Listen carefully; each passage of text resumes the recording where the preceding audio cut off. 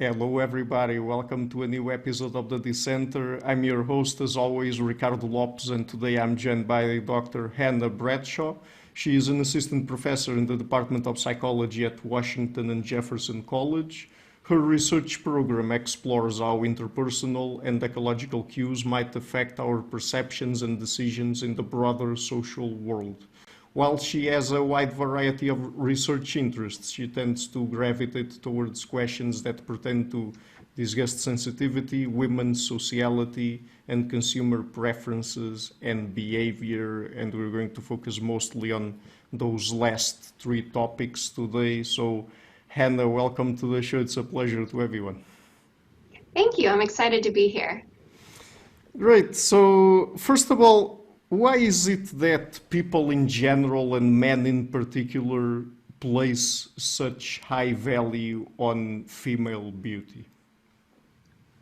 Well, that's a good question. So if you think about the socio-cultural explanation for this, it's that um, the idea that a lot of the undergrads I work with, whenever I talk about attractiveness, is that it's beauty's in the eye of the beholder, and it's all, the evil patriarchy, which is the words that they use, telling us what is good looking and what is not. But if you view this from an evolutionary perspective, the characteristics that we see as being beautiful in women are really closely related to youth and fertility. So cues that historically would have been indicative that a woman is of reproductive age, so smooth, clear skin, lustrous hair, certain body shapes, and these cues indicate that a woman is youthful. She has high reproductive value, meaning that she is an extended time where she can produce offspring, and she is, if you look at the body shape one, it's likely that she is not pregnant, because when a woman gets pregnant, even like in the first few months, you don't have like that huge bump, you just get a little bit more up and down. The waist to hip ratio kind of becomes more up and down, is I guess the easiest way to describe it. But these cues historically, I feel like I'm repeating myself, but they're indicative of youth, and preferences for these cues would have resulted in men having more offspring historically across evolutionary history. So men who were attracted to things like, wrinkles and gray hair in their female partners wouldn't have passed down as many offspring as did men who found cues of youth attractive. So it's highly related to youth and fertility. It's not necessarily that it's, the patriarchy influencing these things. It's these characteristics are found to be attractive across societies, across cultures, that they cross racial and ethnic boundaries. It's a phenomenon that's pretty solid. Yeah, I mean, I guess that people have to keep in mind that since these sort of cues, physical cues, signal, as you say, youth and fertility, I mean, males who didn't prefer women who presented this sort of cues, I mean, even if they tried to reproduce with them, they wouldn't have been successful, and so it would probably constitute an evolutionary dead end. It's not really that they even are making these decisions consciously, and so there's some sort of patriarchal, I don't know, plan going around there or something like that. It's just what works biologically. Indeed, you are correct on that. I don't think, and if you asked like a bunch of college-aged men, like, why do you find this woman attractive? They would not say, oh, it's because she's young and can therefore have a lot of babies. They're just going to say, I don't know, I just find it attractive. The evolutionary reasoning doesn't have to be conscious for it to work. Right. So, what are the sorts of contexts where women's beauty gets rewarded? Oh, it is rewarded across a wide variety of contexts. So it's perhaps most obvious in like the mating domain, because men do value attractive women. So women who are highly attractive, they do quite well on the mating market. But attractiveness provides women with benefits across a wide variety of domains. So, for instance, women who are attractive in the business world, they earn higher salaries. Women who are attractive servers in restaurants, they earn higher tips. They're more likely to receive help from strangers. They're also viewed as being more moral. There's recent research showing that attractiveness provides cues of morality. Um, and there's even research showing that women's attractiveness is really closely related to their social status. This is recent cross-cultural research that's come out, I believe, in 2021 or 2020. I'm not sure which, but it's really closely related to women's status. And status provides us with a host of evolutionary benefits, access to resources, whatnot, things that you need to survive successfully. Women who are attractive, they even, and this is cool, they're even more likely to be accepted into high status groups of other women. So there's this research done with sororities and how the whole sorority, the Greek system in college campuses works, at least in the US, is you do your bids, right? You have this period of time at the beginning of the semester where you bid and you try to get into certain sororities. So, and sororities differ in status, right? It's not like they're all equally viewed positively. There are higher status sororities and lower status sororities. And so there's this real world research showing that women who are highly attractive are more likely to get a bid, meaning that they're more likely to be accepted into these high status sororities. Oh my gosh, I'm sorry. I love this stuff so much.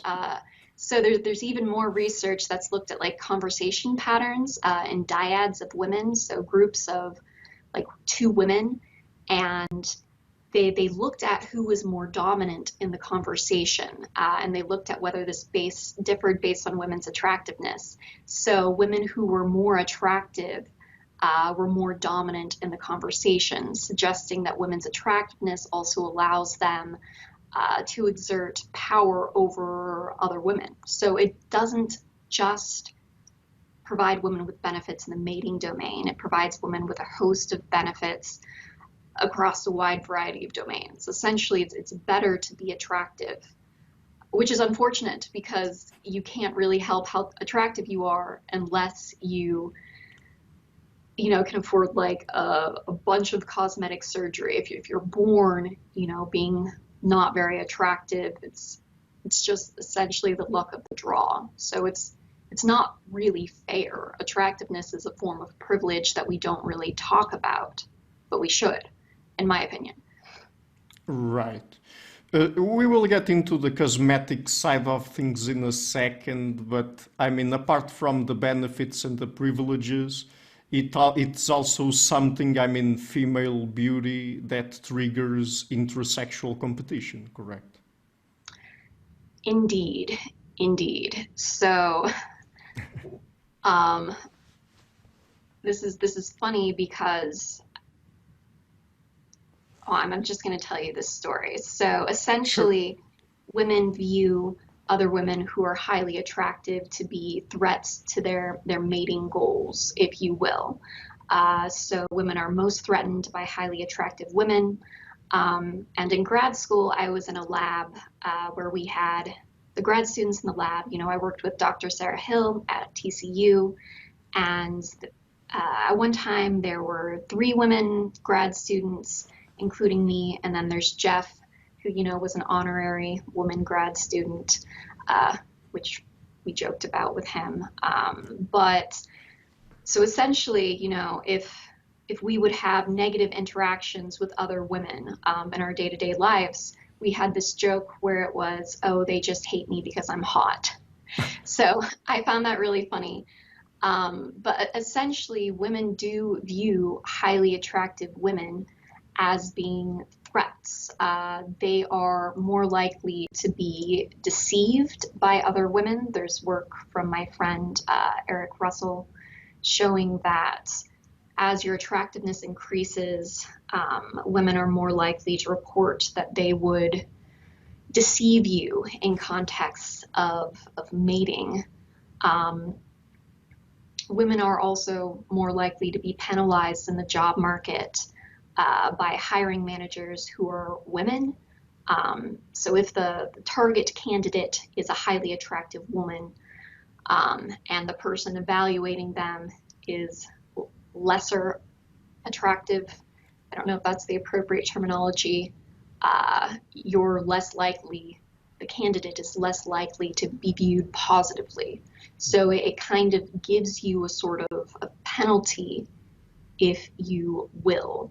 So this even happens within pairs of like female friends. So there's research from David Buss's lab, I believe the grad student who headed this, or the grad student at the time, was April, I'm going to butcher her last name, but April Blesky. Yes, you know this work. Yes. So this is Yeah, I've had her on the show twice. So. I love her. She is fantastic. Her work is so cool. So within these pairs of female friends, the less attractive friend perceives more rivalry. Mm-hmm. So women who are highly attractive, they're likely to be targets of victimization from other women. This happens in high school. This even happens in the workplace. And again, it's not something that we really talk about, but it is a phenomenon that happens.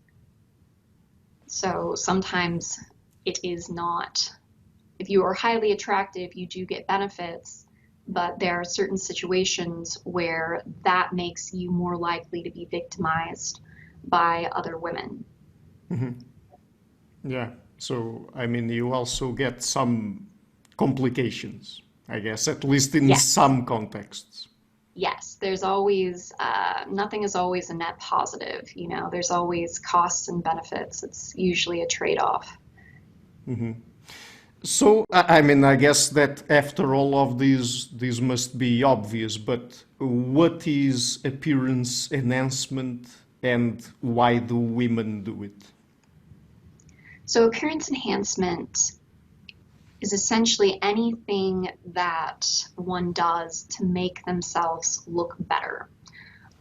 So this can be something such as like wearing cosmetics, which, you know, a lot of people do in our modern society, but this isn't just a modern thing. It's been present throughout history. So like in the Victorian England era, women used to wear corsets that served to like make their waists smaller and enhance their, you know, make their waists look smaller relative to their hips. So that targets the waist to hip ratio.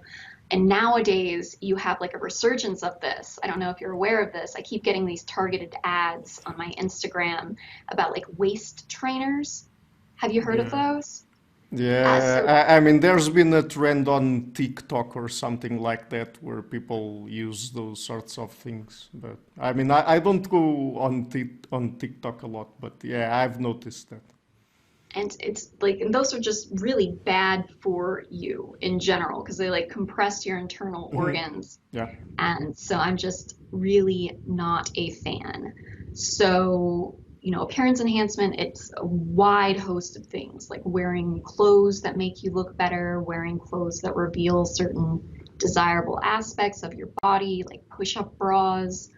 So it ranges from like small stuff, like, you know, plucking your eyebrows, to things that are more costly, such as cosmetic surgery. So here's a fun fact. Did you know that cosmetic surgery desires for cosmetic surgery have increased since the pandemic has began. Really? Okay, Yes. that's interesting. The reasoning for this is thought to be that we're exposed to our own appearance more often than we have been before, since we're doing a lot of like online stuff. So like right now, I can see my face up in the corner of the screen, and it's small, which is good because otherwise I'd be like, oh, am I making a funny face? Like, do I have a double chin? You know, I actually had an undergrad test this experimentally, and she put people either in a classroom setting, completing like a test, or, you know, had them complete the same test on Zoom, where they were shown their face. And so this is like a randomized between subject study, right? And so she was able to show that, yes, being on Zoom, being exposed to your own appearance makes people feel ugly. It makes people more concerned about their appearance. So it's just wild. Just wanted to plug in my undergrad school work there because it's a really cool study. No, that's really cool. I wasn't aware of that. So, but I mean, to get into another concept of beautification penalty, I mean, how do other women react to women who beautify themselves? Not well. Yeah. So this is some work that was headed by Dr. Danielle Del Pryor, who was a previous grad student in Dr. Hill's lab. And I came onto the project later, but I don't know, this is one of my favorite studies that I've worked on.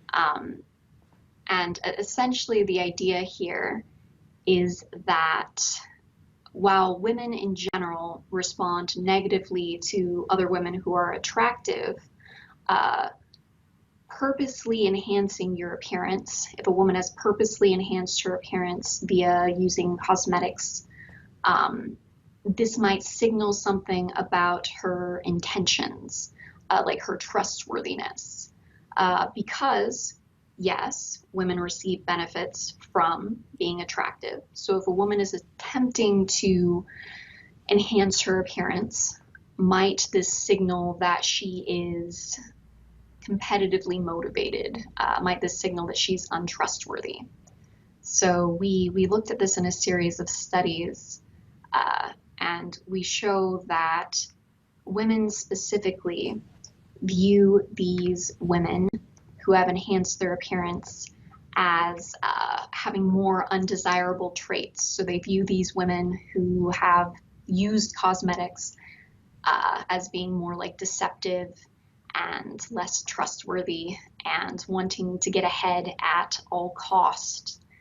And then importantly, we did this fancy statistical model that allows us to control for the enhanced attractiveness that results from appearance enhancement. So it essentially takes out the variance that would be accounted for, if that makes sense. We're controlling for the fact that, yes, enhancing your appearance makes you more attractive, and the effect still holds. So it suggests that women perceive other women who have enhanced their appearance as being competitively motivated, and this leads them to not like these women and not want to affiliate with these women. Pretty cool stuff. I like it a lot.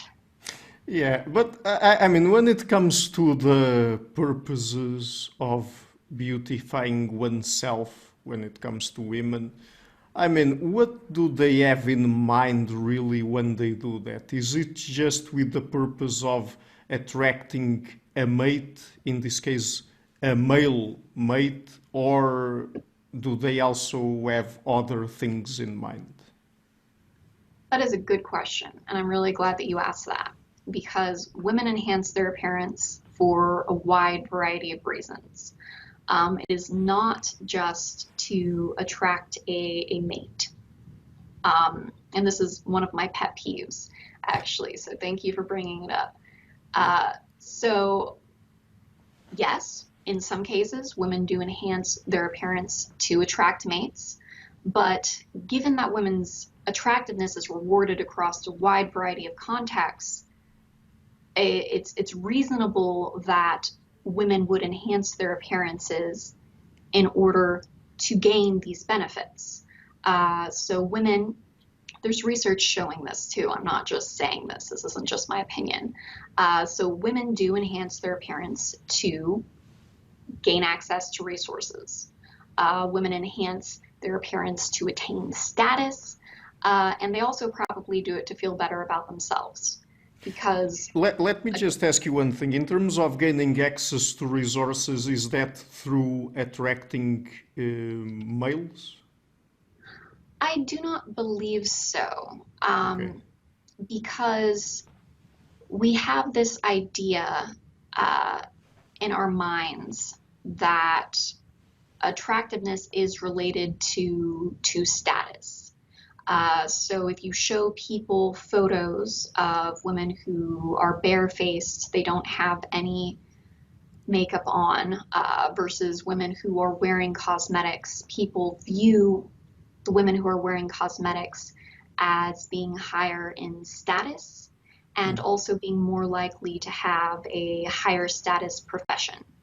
Okay. So it's not that they're just doing it to get attention from males or to attract resources from males. They're also doing it to gain their own resources. Because when women can acquire their own resources, and thankfully here we can now, didn't used to always be the case, right?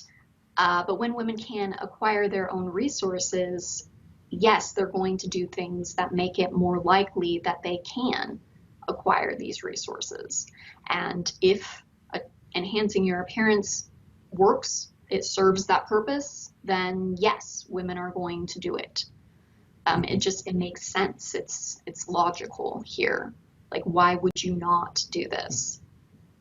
Yes, of course. I mean, I only asked you that question because it just popped into my mind that more attractive females, I mean, tend to be targets of more gifts from males, for example, in a mating context. So, I mean, it just popped into my mind that that could be one way of acquiring more resources by beautification. Oh, so now I have a hypothesis. You've just given me an idea. So I know Jamie Krems, who you've also had on and who is fantastic, has some research showing that women choose clothes of different sexiness, I'm going to call it, based on whether they're interacting with women they know or women they don't know or men. So I am wondering now, this would be a fun project to do, if women would wear different amounts of makeup based on whether they're going into a job interview where the person doing the interview is a man or a woman. That would be interesting, and that would allow me to answer that question. So thank you. I need to write this down. Yeah, Okay. write it down right away. So, I mean, but does appearance enhancement, and particularly more so when it is costly, does it tell us anything about a particular woman's mating strategies? I mean, does it tell us if she is more short-term or long-term oriented or not? Yes, yes, with one caveat here. So there is some previous research showing that this was by Carlotta Bartrez, I believe is how you pronounce her name. I think she's at Franklin and Marshall, showing that wearing cosmetics in general is not related to women's mating strategy. So like less costly, more common forms of appearance enhancement aren't related to mating strategy. But I have some research showing that if you measure women's sociosexual orientation, which is essentially a measure assessing one's tendency to engage in short-term mating, whereas like a higher score on this construct means that you're more unrestricted, you're more open to casual sex. So I had women report on that, and then I also measured women's desires to get cosmetic surgery versus their desires to use just cosmetics in general. And I showed a relationship between sociosexual orientation, or one's mating strategy, and desires for cosmetic surgery. So women who had a more short-term mating orientation, these women were more accepting of and more willing to get cosmetic surgery. But there wasn't any relationship between their willingness to use, less costly forms, such as just using cosmetics, which is a really common uncostly strategy. I don't know of any research specifically looking at women who have had cosmetic surgery and their short-term mating orientation.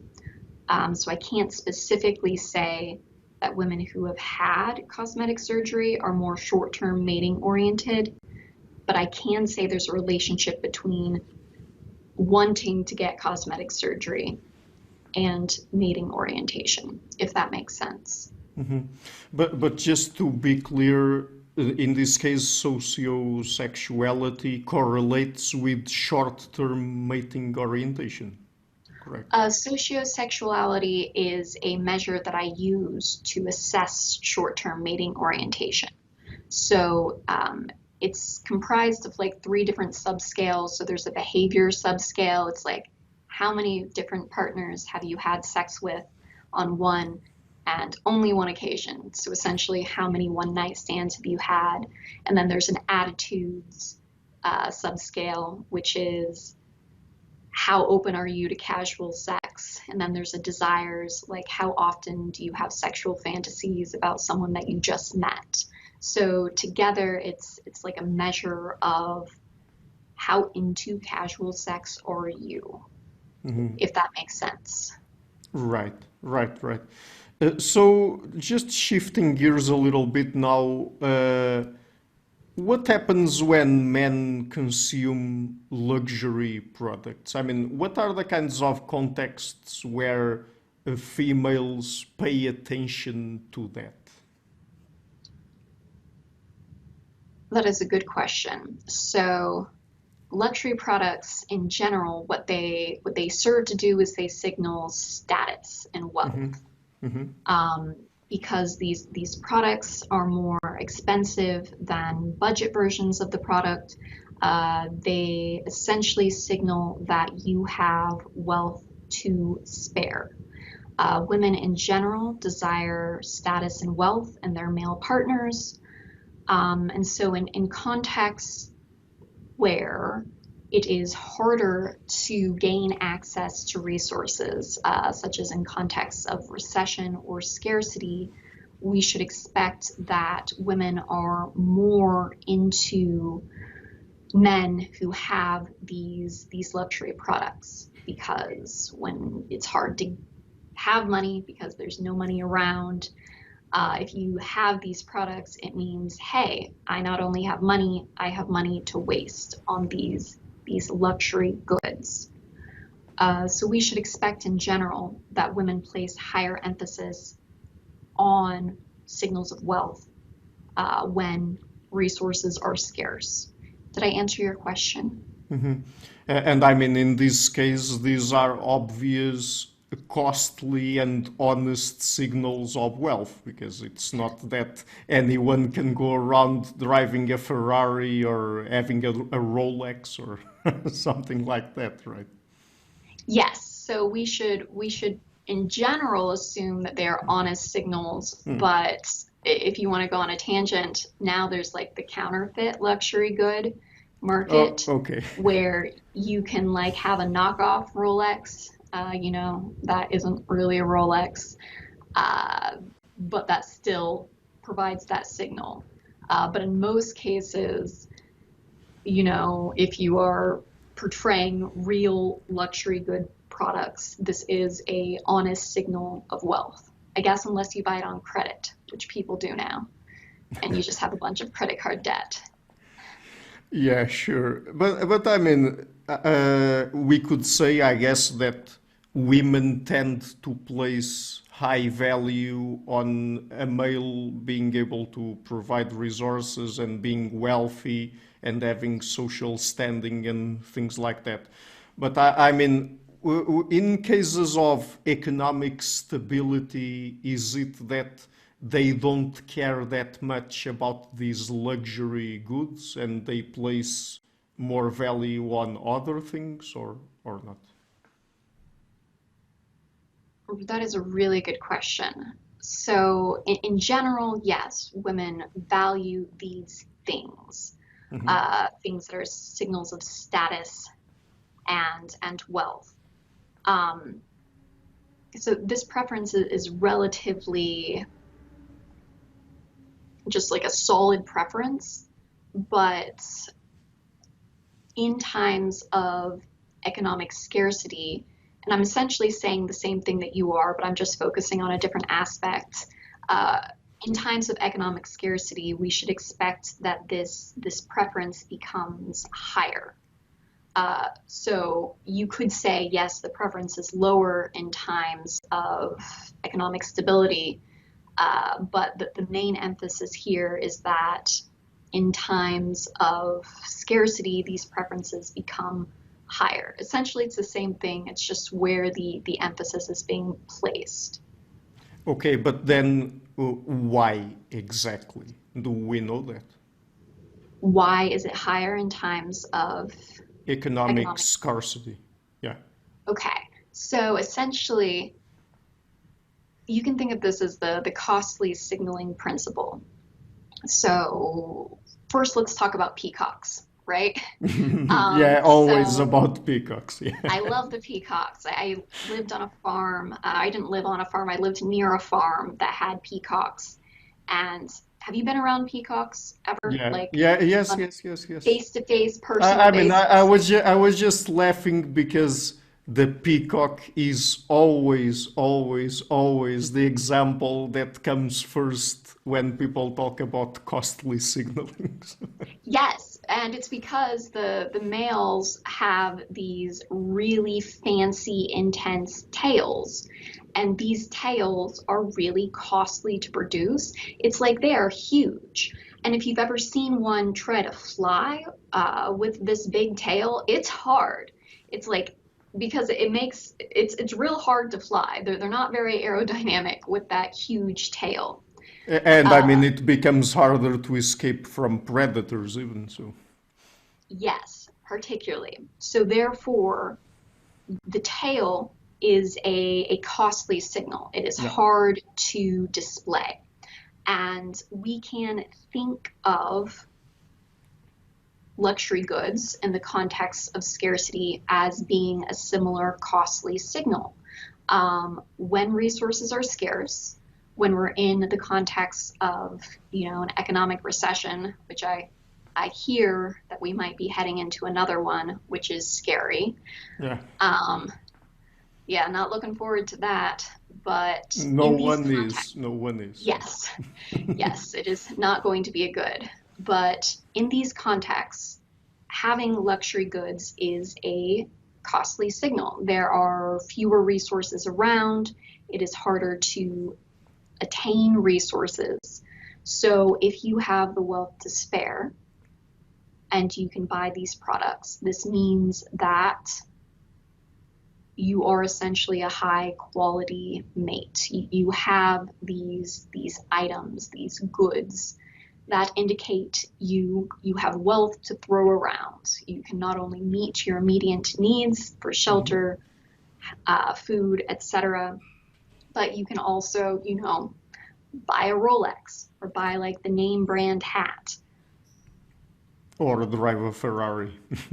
Yes, or a Ferrari, which would be nice. Yeah. I hear the upkeep on that is really expensive. Yeah, I imagine. I don't even want to know. I mean, but I sort of asked you that already, but is the preference for males of higher status and who earn more than their female counterparts a human universal, or does it also depend on the economic circumstances? So it is in general found across cultures. It's also found across time. There are some contexts, though, where this preference becomes heightened.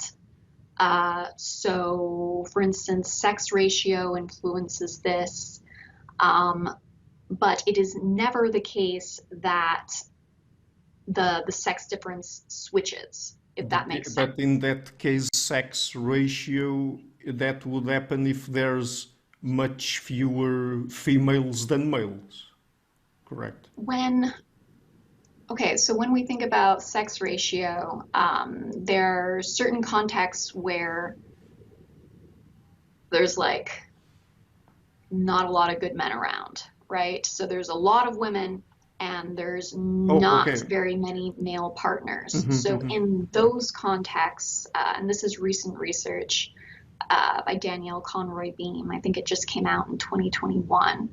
But when men are scarce, when there's a female bias sex ratio, when men are scarce, and therefore women have like less power on the mating market, they place somewhat less value on resource access and mates. Oh, yeah, less value, exactly. That was the reason why I was thinking that it would be the an inverted sex ratio, the opposite of what you said, because if there's fewer females and a lot of males, then there's a those few females place a higher value on status and earning capacity. Correct.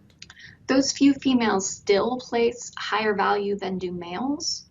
But the paper that I was reading shows, so think of this as like a linear relationship, if you will. So as the number of women in the environment increases, so you have less power on the mating market in that context, Yeah. you can't really demand a lot Sure. because scarcity drives demand, Yeah.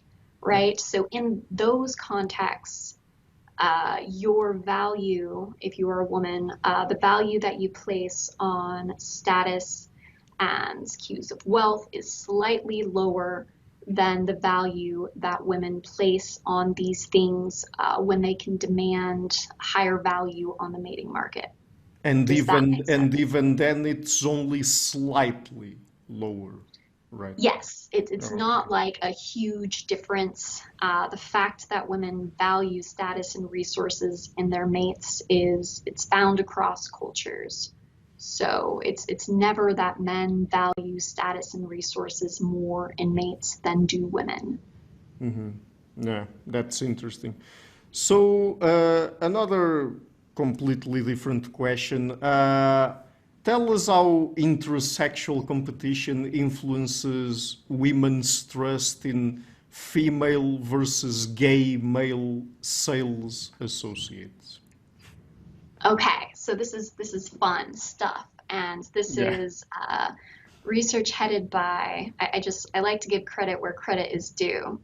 So the first author on this paper is my good friend Eric Russell, who he was at University of Texas in Arlington. He did his PhD there, and this is based on his dissertation work. Um, so he conducted a series of studies, and I helped with this project somewhat, but he's the main person on this, so I don't want to take credit for his work. It's just important to me that I, give credit to people who did the things. Sure. Um, so essentially, the idea is that because women do compete with each other, um, women who are shopping for items that would serve to enhance their appearance might be less trusting of the advice of a female sales associate. So they might not view the advice that the female sales associate is giving them as being trustworthy because they are potential competitors. Mm-hmm. And because of that, women might be more likely to trust the advice of a gay male sales associate because in that context, the gay male sales associate isn't a potential competitor to you. They're not trying to hit on you either. So their advice is more trustworthy if you can think of it this way. So actually, let me tell you a story before I get into the research, because this is how I like to describe this. So do y'all have Sephora's where you are? Like Sephora's, it's like a cosmetic store. It sells like expensive makeup and like hair stuff. I don't know if they have them where you are. I'm not sure about that name specifically, but we have shops like that. Yeah. Okay, so a couple years ago, I went into one of these shops and I'm looking for some hair product that's going to make my hair be more voluminous, because as my sister says, it's like the bigger the hair, the closer to God, right? So she works for Redken. But anyway, so I'm there and I'm looking at the products, and a woman sales associate comes up to me and I'm like, oh, I'm looking for a product that does this because I want my hair to have more volume. And she looks at me and she goes, oh, honey, your hair already has enough volume. I don't think you need that. And I was like, excuse you?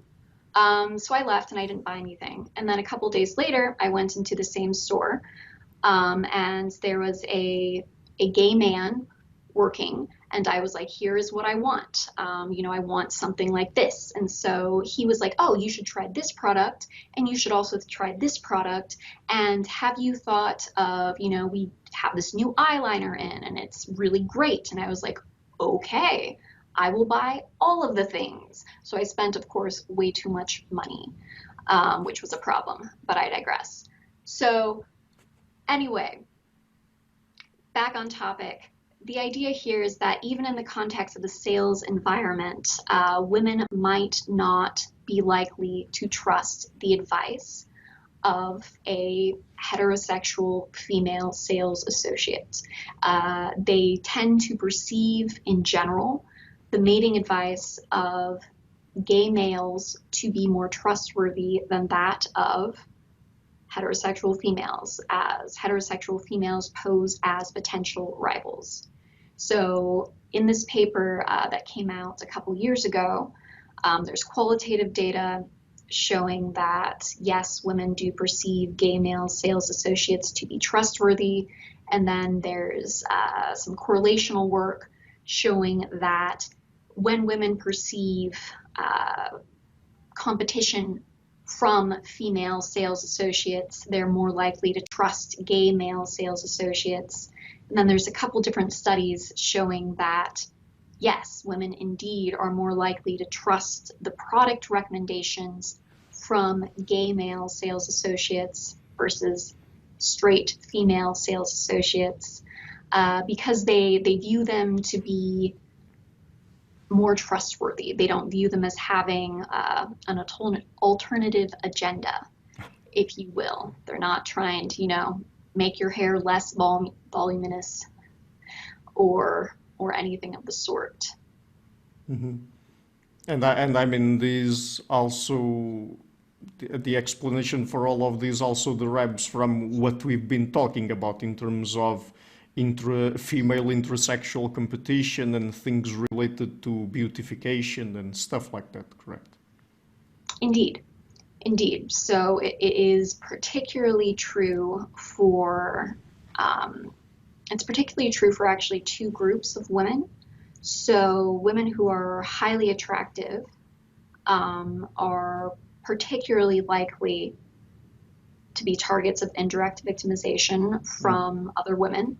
and therefore they're more likely to trust advice from a gay man. And then there's other related research showing that if a woman, you know, feels that she's in competition with the sales associate, so she feels less attractive, then she also trusts a gay man more than a straight woman. So let's move on to a completely different topic now. Let's talk about food choices. And I mean, you have to explain, first of all, what is the affordability axiom, but what is the relationship between it and unhealthy food choices? Okay, so if you ask people in general, like, is it cheaper to eat healthy food or unhealthy food? People tend to believe, in general, there's this belief that, oh, eating healthy is expensive. It's cheaper to eat junk food. Yeah. But if you look at a couple aspects, that isn't always the case. So if you look at price of edible weight, and if you look at price based on the, sorry, this was a while ago, so let me refresh my memory here. So this is not always the case, that unhealthy foods are less expensive. People tend to eat based on portion size. They don't tend to look at, most people don't tend to look at the calories when they are eating, you know, food. They just eat based on portion size. So if you get like a big salad, right, big green salad, and if you consume the big salad, you're going to feel in general full, and this is healthy.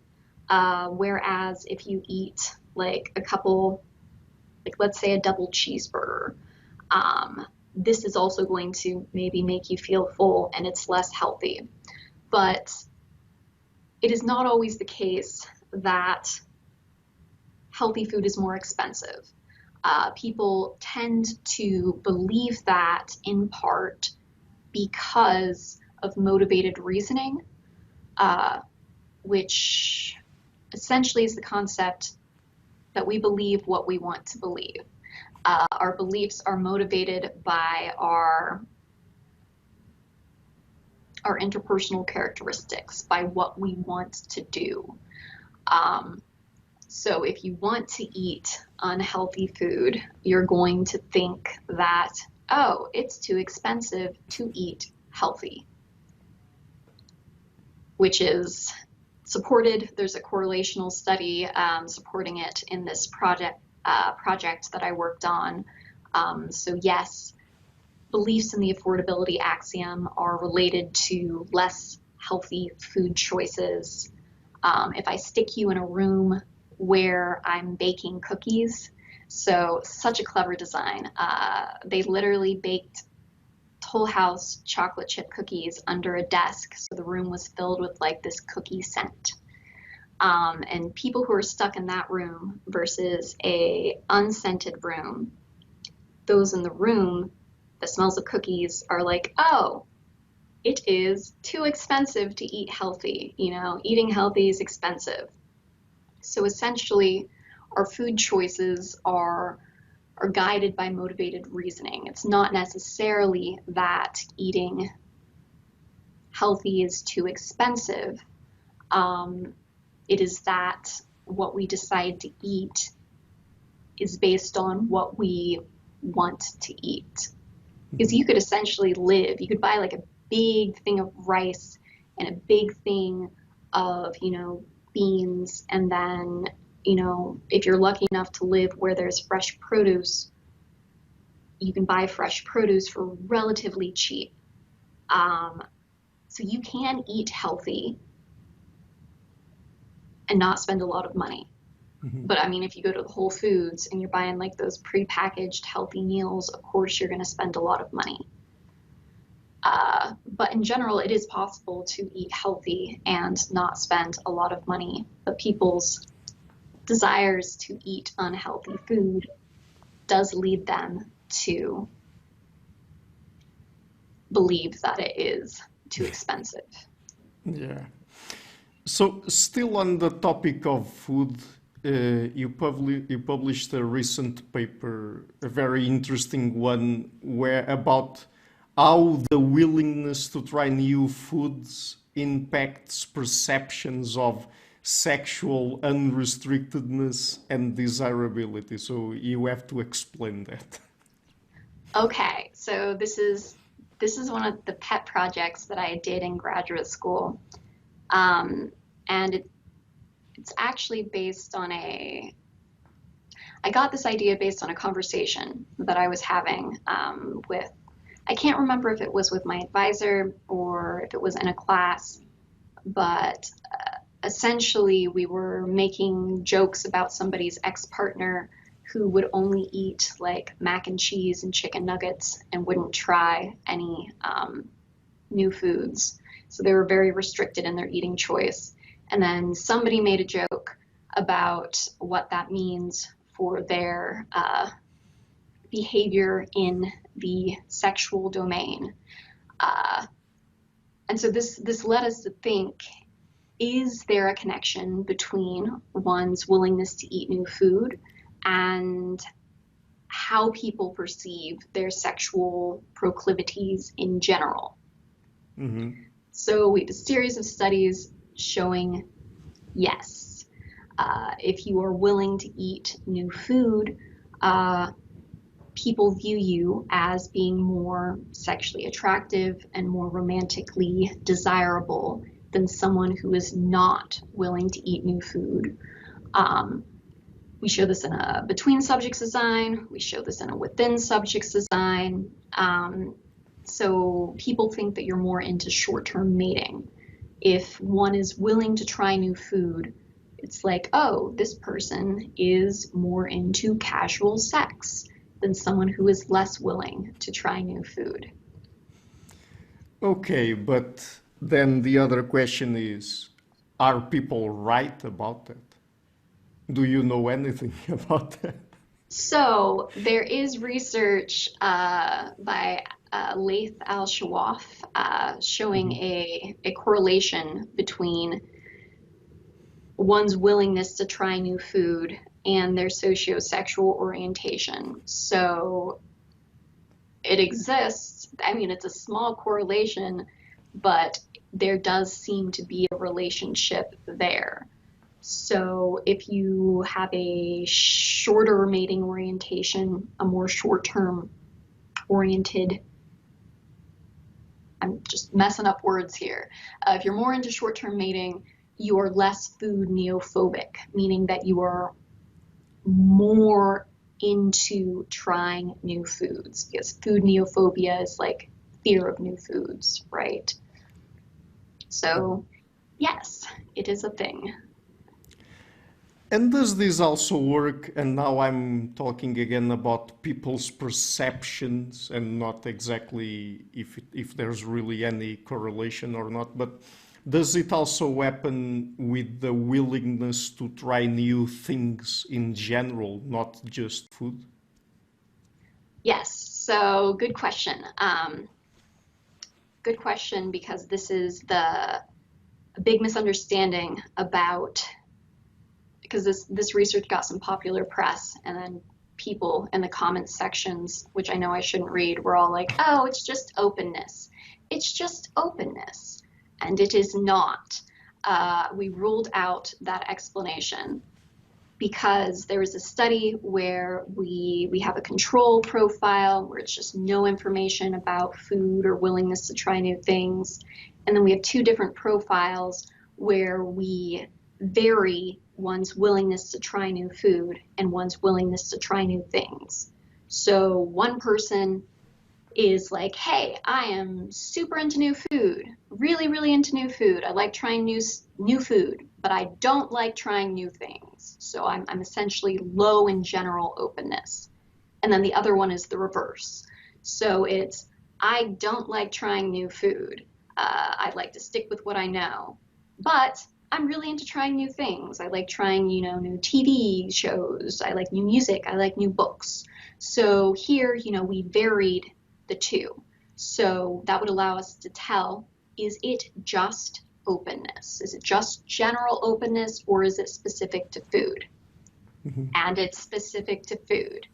The person who was described as being willing to try new food was rated as having a more short-term mating orientation, even though they were not willing to try new things.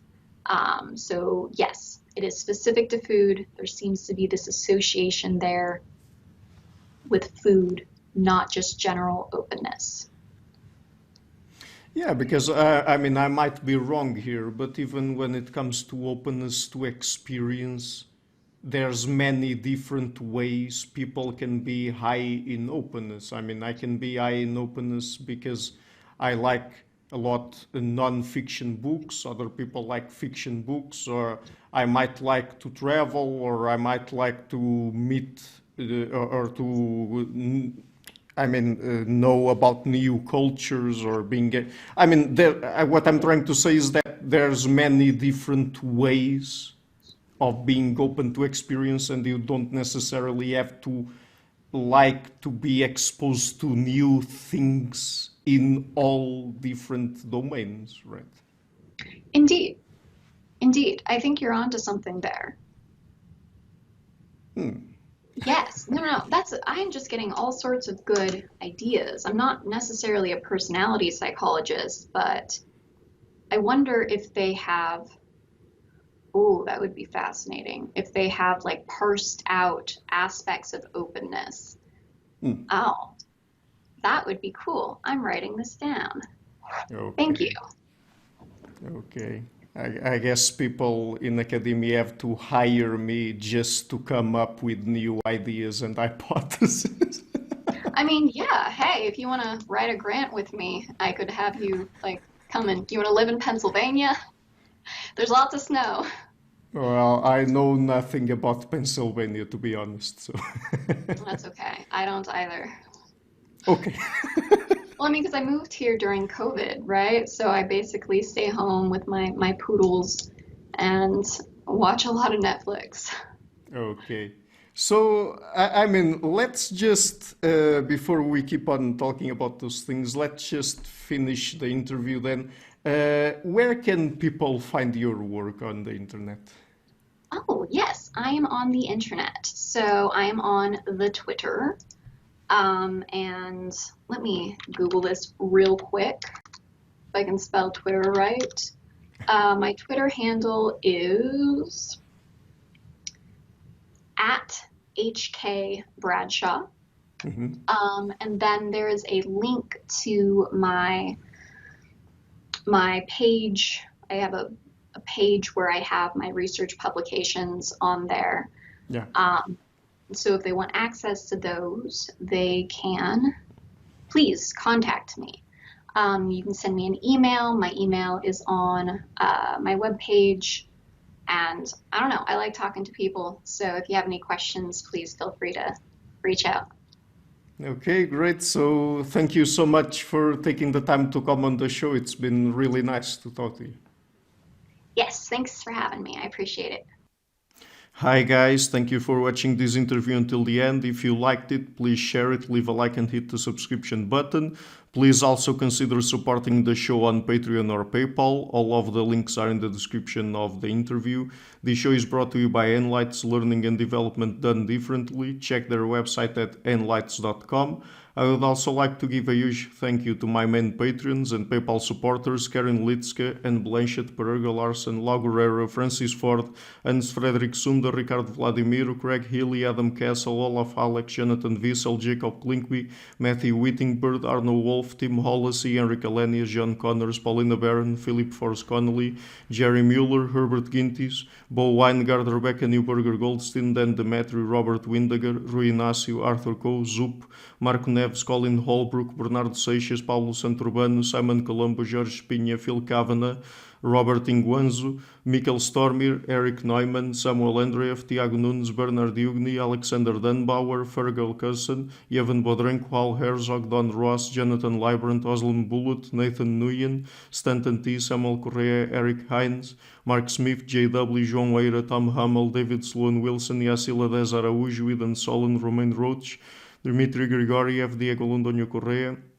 Tom Roth, Yannick Punter, Adana Rusmani, Charlotte Bliss, Nicole Barbaro, Adam Hunt, Pavel Ostazewski, Nelek Bach, Catherine and Patrick Tobin, Al Ortiz, Guy Madison, Gary G. Hellman, João Linhares, Lida Cosmidis, Saima Afzal, Adrian Yegi, Nick Golden, Paulo Tolentino, João Barbosa, Jules Price, Edward Hall, Edin Bronner, Franca Bortolotti, Gabriel Pons Cortez, Ursula Litske, Denise Cook, Scott, and Zachary Fish. My producers is our web, Jim Frank, Lucas Tafinia, Kian Gilligan, Luís Caetano, Tom Vanagdam, Curtis Dixon, João Linhares, Benedict Mueller, Vega Guidi, Sardas France, Thomas Trumbull, and Nuno Welder. And my executive producers, Michel Rugieski, Rosie, James Pratt, Matthew Lavender, Sergio Quadriano, and Bogdan Kanivets. Thank you for all.